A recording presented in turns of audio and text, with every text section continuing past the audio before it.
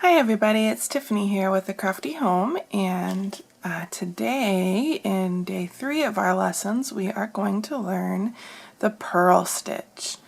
A purl stitch is a little bit more tricky than a knit stitch. To purl, you're essentially doing a backwards knit stitch so that the purl is going to look like this with a bump instead of more smooth like a stitch. See, those are knit stitches.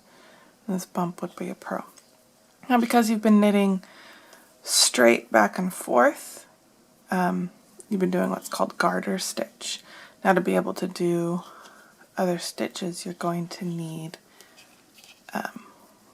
to know how to purl. So here we go. You're going to, it's a little trickier, so you're going to put your yarn, see, as you've been doing knit stitches, you've been leaving this yarn in the back. Never mind my band-aid, I cut my hair yesterday and decided to cut myself too. So anyway, so you're going to take the yarn and you're going to bring it, instead of to the back, you're going to bring it to the front like that. And wrap it the same way. Now this is a little tricky. This is like the end of your last stitch, so you got to ignore this little loop and kind of go up here, and this yarn that's actually going over the needle is your stitch. See, this yarn isn't going over the needle, this yarn is.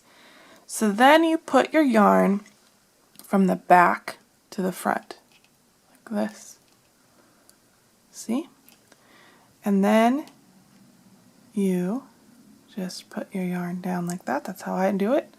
Everybody does it different, but you get your yarn over it so you have a loop over your needle. It's hard to see with this first one. I'll show you better with the second. And then pull it through. And pull this one off. There's my daughter in the background. I'm making a video, honey. So then you have this yarn in the front.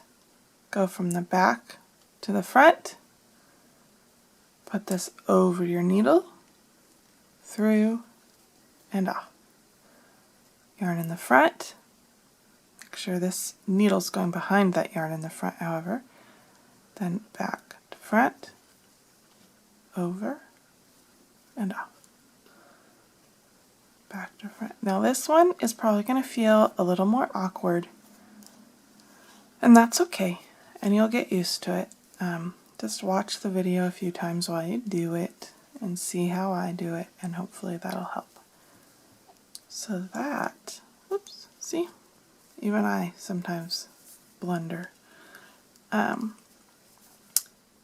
This is the purl stitch. So I hope you have enjoyed day 3 of your lesson.